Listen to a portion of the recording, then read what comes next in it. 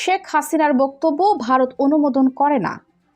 শুক্রবার দিল্লিতে ভারতের পররাষ্ট্র মন্ত্রণালয়ের ব্রিফিংয়ে প্রশ্নের জবাবে মন্ত্রণালয়ের মুখপাত্র রণধীর জয়সওয়াল কথা বলেছেন।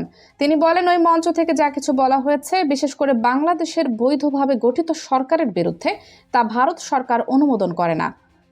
ডাকা হচ্ছে সংসদের বিশেষ অধিবেশন।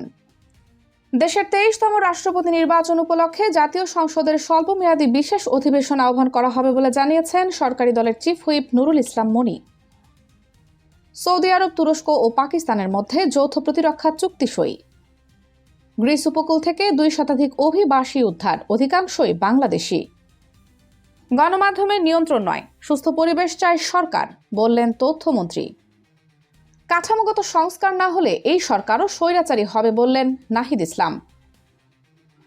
গরম থেকে বাঁচতে কুকুরের মাংসের স্যুপ খাওয়ার পরামর্শ উত্তর কোরিয়ায়। দেশটির রাষ্ট্রীয় গণমাধ্যম জানিয়েছে, চলতি বছরের শুরুতে দেশের জাতীয় কুকুরের মাংস রান্না প্রতিযোগিতাও অনুষ্ঠিত হয়েছে। সাকিবের দেশে ফিরে ক্রিকেট খেলার কোনো সুযোগ নেই, জানালেন ক্রীড়া প্রতিমন্ত্রী। এর আগে সরকার নিরাপত্তা নিশ্চিত করলে 2 বছরের নির্বাসন শেষে দেশে ফিরে হত্যা মামলা সহ সব বিচারিক প্রক্রিয়ার মুখোমুখি প্রস্তুত বলে জানিয়েছেন সাবেক অধিনায়ক সাকিব আল হাসান। শ্রীলঙ্কা থেকে রয়টার্সকে দেয়া এক সাক্ষাৎকারে সাকিব জানান, দেশে ফিরে একটি বিদায় সিরিজেও অংশ নিতে চান তিনি। বিস্তারিত ও বিশ্লেষণমূলক সংবাদ জানতে দেখুন বাঙালিয়ানার প্রদোষের সংবাদ ঠিক রাত 11টায়।